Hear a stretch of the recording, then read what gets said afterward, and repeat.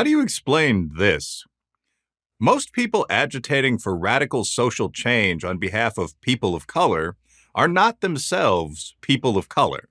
They're overwhelmingly woke white leftists.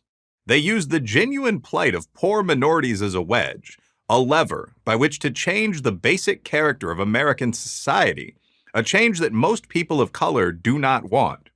Both anecdotal evidence and hard data bear this out. A good example is the woke left's obsession with politically correct speech. Ostensibly, this is all in the service of protecting the tender feelings of long-suffering minorities. However, according to the best publicly available data, most minority groups dislike PC culture more than whites do.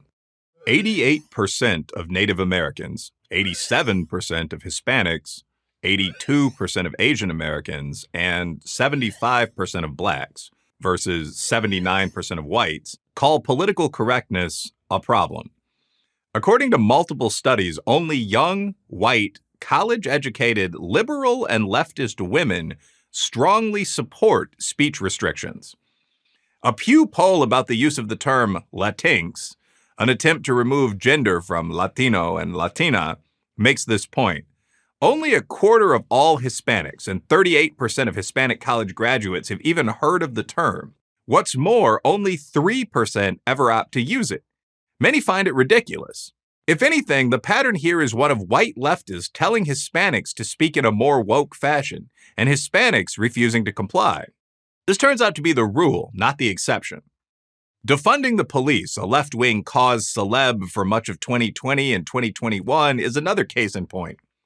A study conducted by Gallup found that 81% of Black Americans want the police presence in their neighborhoods to either remain the same or increase. Only 19% of Blacks favored any decrease whatsoever in police presence. Little wonder. As empirically minded scholars have long pointed out, anti-police and soft-on-crime policies tend to dramatically increase crime rates in urban minority neighborhoods. In 2021, 12 major cities broke previous homicide records. Meanwhile, the number of arrests nationwide plummeted 24% in 2020 to the lowest in 25 years, according to FBI data. Then there's education policy.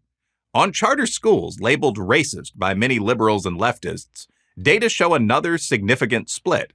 Blacks and Hispanics, especially parents, favoring school choice, white liberals and leftists opposed.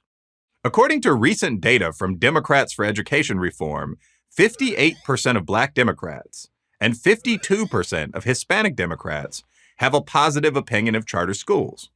In contrast, just 26% of white Democrats favor charters. Economist Thomas Sowell has observed that in the major American charter networks, among those classrooms in which students of color make up 90% or more, kids perform almost exactly on par with the majority white student population of the nation's public schools. Some do far better. In a misguided effort to increase diversity, white leftists have lobbied to lower educational standards for Blacks and Hispanics. Yet evidence suggests that maintaining traditional standards is a much more effective approach. The average combined SAT score for the sizable and mostly Black senior class at the Success Academy charter school system in 2019 was 1268. 10% of the class scored higher than 1400. Like most charters today, Success Academy is a pure lottery school that does not get to pick and choose students. Given that fact and the school's results, we're talking about New York City, it is no surprise that minority parents, unlike white Democrats, strongly support charter schools. The simple truth is that Black and Hispanic citizens do not show much enthusiasm for cancel culture, for pulling good and mostly minority cops out of their neighborhoods, or for depriving their kids of a sound education in service to woke white notions of equity. There's an excellent reason for this. The people who suffer from these radical policies are people of color, and most people of color know it. The obvious question that usually arises when someone makes these points is, so why do 90% or so of Black Americans vote for the party that supports all these destructive policies? The answer is as simple as the query. Blacks are constantly told that the only serious alternative to the left is a racist party that wants to put them back in chains, to quote Joe Biden when he was vice president.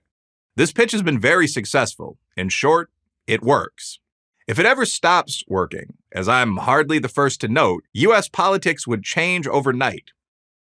While we wait and see if this will ever happen, one practical piece of advice remains relevant.